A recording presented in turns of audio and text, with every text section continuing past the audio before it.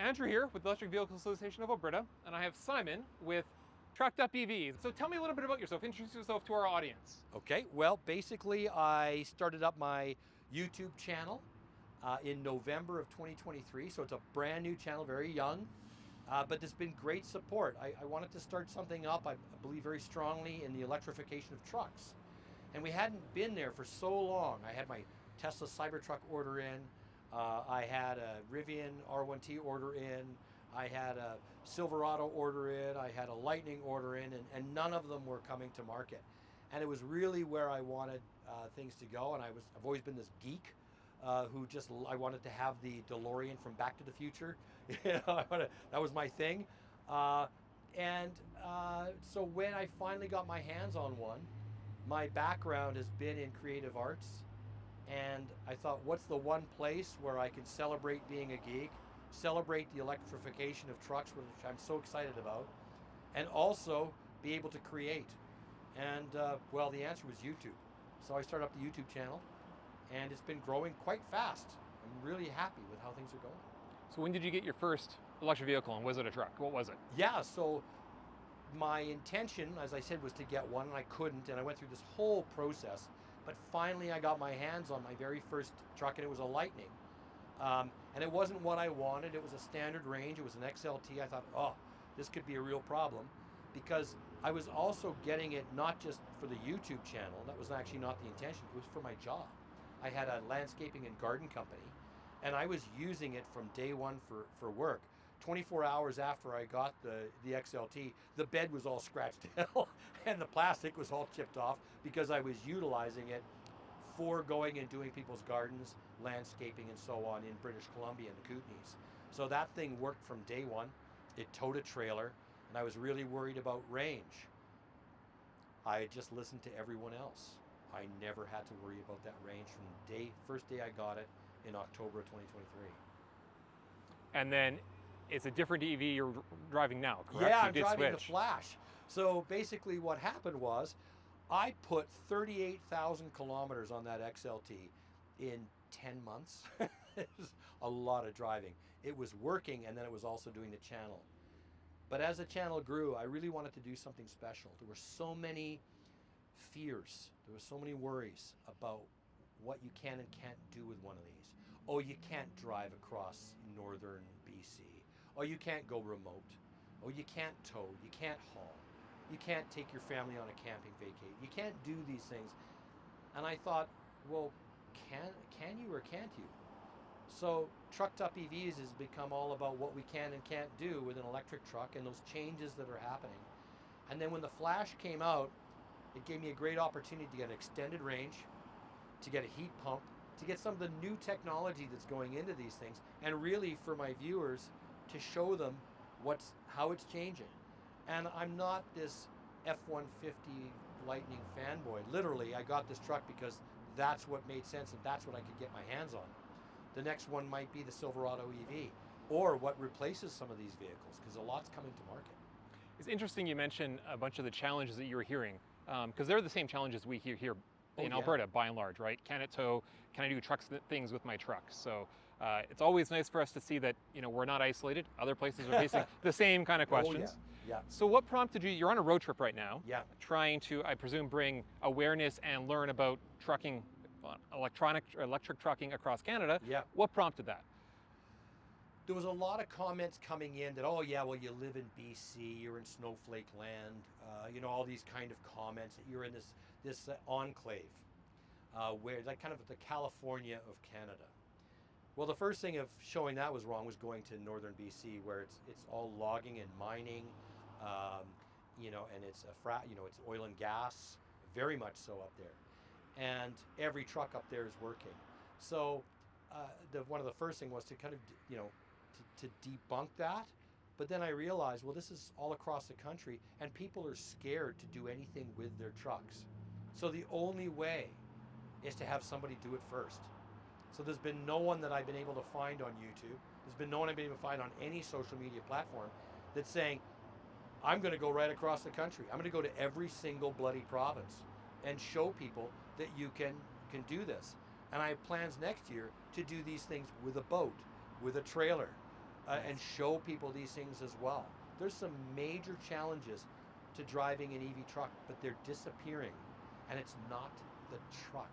It has nothing to do with the truck. The truck's all capable of doing those things. It's the infrastructure it needs to have in place to be able to carry out those things. Pull through chargers. You know, now BC's putting them in all over the place. Quebec's starting to put them in. As EV trucks now are on the market and they're popular, people want them. If that popularity continues to grow and that starts to change, no one's going to think twice about it. And the biggest thing you and I talked about once on the phone was it's not the truck again. The trailers that they're towing are becoming electrified. The trailers are actually boosting the range. And now there's rumors that some of these EV trucks will have an auxiliary port other than just the charging port. So you'll be able to plug in solar panels, an EV trailer that's got solar panels on top while you're camping. So your EV camper is charging your truck while you're parked camping. Those are the things that we need to discover, and the only way to start testing those things is going out and doing them. So I just decided I'm going to freaking go out and do them. So now, are you taking a direct route from West Coast to East Coast, or how did you plan your route? Well, that's the easy way.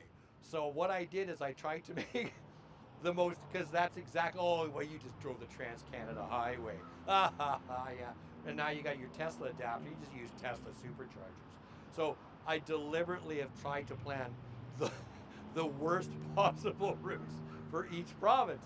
So, you know, I went from the southern tip in the Kootenays all the way up to Watson Lake in the Yukon on a highway that 2 weeks ago they said was impossible to drive an EV on along the whole route. 2 weeks ago, some of those chargers opened up, and then BC Hydro just announced by the end of September that their entire electric highway is live. Well, I went early, and it wasn't all live, and you'll see the video coming out. I hope people will watch it. It was touch and go, but I did it. And then I didn't take that way back. I took the other way back from Watson Lake all the way to Dawson Creek, and then through Alberta into Slave Lake. And I'll tell you, that's a wonderful route for somebody driving an EV, because you've got Wanham, you've got Fowler, you've got Slave Lake, and they're good chargers. They're slow, fast chargers, but they're good, they're reliable. I had no problem. I needed 3 separate apps to do 3 separate payment plans to do it, because they were all separate companies, but it's there. I was really impressed that I could do that. So I even tried to go to Fort Mac, but it relied on one J1772 in Athabasca that they turn off. So there was no possible way for me to get to Fort McMurray, and I was so blown away that a place like Fort McMurray, based on its population, is the only city of that population I could find in all of Canada with that population that didn't have one DC fast charger. So I am taking the tough way. I'm not playing it easy. And so I looked at how far north can I go in Saskatchewan? How far can I go off the beaten path in Manitoba? And that's how I'm doing it. I'm really trying to push the limits and be on the forefront so people can follow and be comfortable in hooking up their trailer or their boat, or taking their family camping, and being able to buy one of these to do it. So on this tour, you are meeting up with people at the various stops. How has that been? What's the feedback been from the people you've interacted with? It's been sparse. I'm a very tiny channel, and I was expecting, to be quite honest, I did my 2,500 miles in 4 days across BC was my first inspiration that led to this. And I was expecting no one at my Trucked Up stops, because I have about 2,500 subscribers. I average about 10 or 20,000 views a video. So I was not, and 80% of my viewers were American. So if you do the math and the size of Canada, that's like one person per 1,000 kilometers. So I thought, I'm not going to see anybody. But I did. I've had 2 or 3 people per stop. There's been a couple where there's been nobody. And then other ones, I had a dozen at one. And so I couldn't believe it. And there was so many awesome questions. People really want to know about this stuff. And surprisingly, there were so many people that didn't know you could buy an electric truck in Canada. That really blew me away, that they didn't know that yet. And then I realized, Well, it's not the big promotional thing. You're not seeing those advertisements running all over television. So I don't think it's really out there yet. So another job with the Trucked Up stops. So I'm hoping that people will come out to my Trucked Up stops. I'm doing some more in southern Alberta. You mind if I mention? Absolutely. Okay, well, I plan on doing Calgary. That's going to be on, what day are we at? Monday. Mondays. We're going to be Wednesday. And I do have the dates on my site and on my Facebook page. They're all listed there in the description of my videos as well for this tour. So it's going to be in Calgary, then in Lethbridge, then in Medicine Hat, and then I've got one more in there. But please check it out online, and I'm hoping to have more people come out right across the country. The questions that you're getting, aside from being surprised that there's even electric trucks available, have they been focused on the truck side of things or the electric side of things, or has it been a bit of a mix of both? The biggest worry is you can't charge anywhere. Around where we live, there's no chargers. So they were really surprised to find out there were. Then the other thing, well, I heard this, a lot of fear. There's a lot of fear because there's been a lot of misinformation about battery fires. That's a big one. They're scary, and they're so expensive. And when I tell people what I bought this for, and I bought it for less than an internal combustion truck, they don't believe me. So I'm telling them that they're coming on, they're parity, they're getting close to parity. And here we are as we're filming, there's a Lightning over there, and there's a Tesla driving down the street. Once people get over these fears, and most of them are unfounded fears, but they're genuine, and they're there because that's the general message that's being delivered. If your Tesla starts on fire tomorrow, you're going to be on CTV News. But today, in this city, probably 200 gasoline fires occurred. Like, the spread of risk it's so minimum. And people don't know about LFP batteries that don't produce thermal runaways. So the new battery technology coming out can't start on fire. So everything is changing, but the fear isn't. Yeah. And the uncertainty about what's happening, the FUD, the fear, uncertainty, and doubt. That's what I hear a lot of. So I'm hoping that I can help a little. How long do you think this entire trip across Canada is going to take you? Oh my goodness. Well, I'm planning now. I was doing 2 provinces in advance, and I stood up 2 locations, so I had to give away a lot of free t-shirts.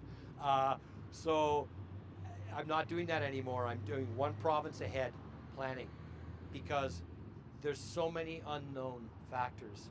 So to actually have scheduled stops is very difficult. But I've set aside an entire month to do this. And I'm going all the way to Newfoundland. And then hopefully I can just beeline it right back. But I've even got some specific shoots of separate videos that are unrelated to the trip that I'm doing on the way back with EV truck owners and what they're doing with them. Farmers, contractors, mechanical companies, motorsport raceway companies that are using F-150 Lightnings to tow their fleet of race cars around. Nice. So I'm doing all of those. So I'm hoping that I'm home for Christmas. We'll see how things go. And then, I'm not sure if it was said earlier today, but you have some plans of doing the trip again, towing. Yes. Down the road. Yes. Just as a guess, how much longer do you think it's going to take double. If you tow? Okay. At least double. There are places in Canada where you're looking at wall chargers. And with a truck, you're talking days to charge back up. So that's ridiculous, and it's not that it's difficult to do. As we're seeing in Edmonton and Calgary and South with the organization you talked about earlier. Peaks to Prairies. Yeah, charging. Peaks to Prairies. There's a great infrastructure there. And then where you see these gaps in the country is where they want to have gaps. There's this resistance, there's this standoff negativity. Municipalities have declined applications. I don't know for companies like ChargeStop, maybe they haven't had any issues, but some places have actually put in applications to put in chargers, and the municipalities have rejected those applications. That's a real problem. And then if you're taking a trailer, you're going across the country, and you've got these deserts, these electric deserts, in these areas that are so resistant to just putting in some chargers. It's the big setback. But I'm going to do it anyway. So I might be doing it with a trailer that helps me along. on this portion of the trip, you're pre-planning where you want to go in each province. Are there certain islands where you found that either you've had to adjust your plans because it's going to take you a lot longer because of whatever charging, or that you just can't make and you're a little disappointed you can't get to this region because of a gap? Absolutely. What kind of areas are those? Well, right here in Alberta was, of course, going up to Fort McMurray. It was a shock to me because oil and gas is part of our economy. It's part of our heritage. I have no negativity towards the use of petroleum. We're standing on asphalt right now. My truck is made of, there's like 40% plastic in this truck. All of that's petroleum products. The tires, for crying out loud. So oil and gas is an important part of who we are. These aren't going to affect that. These aren't going to hurt that.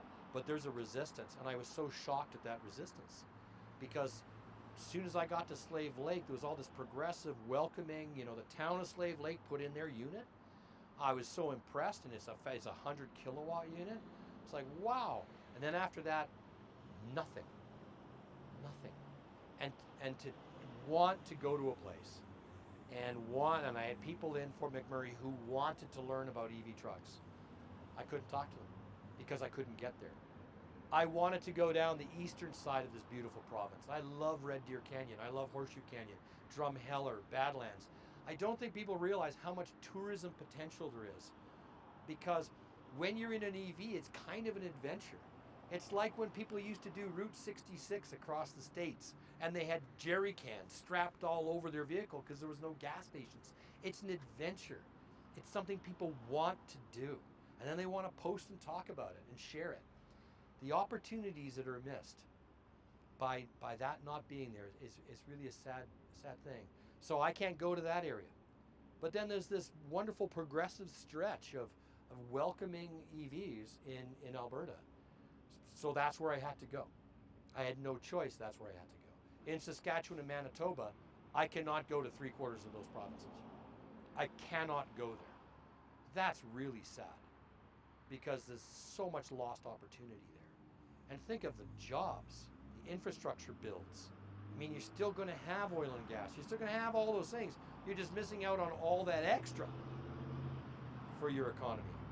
I find it really perplexing. And then Ontario, well, everybody in Ontario is welcoming of it except the government. And they're shutting down incentives and they're shutting down charger plans and the whole province is going, what? So they seem welcoming. Everyone in Ontario seems welcoming and great EV sales, but no support coming from the government there. And then you just go over to Quebec and it's nirvana. It's brilliant what Quebec's doing. So yeah, it's very strange. So I'm looking forward to documenting that. I'm sure you'll have some neat perspectives after doing countrywide, talking to each area. Yeah. So that's going to be awesome. Yeah. Anything else you'd like to tell our members, our viewers about, what you're up to? Oh, I just want to thank the association for existing. That there's this effort to really reach out and try to create, like through advocacy, but instead of being combative, what I really like about what I'm reading about the EVAA is this open arms, working with oil and gas, working with utilities, working with communities, and saying, we're just wanting to make this work for everyone. So I'm very grateful for organizations like yours. I just wish there were more of them throughout the country. Well, thanks for your time today. Thank you very much for having me out.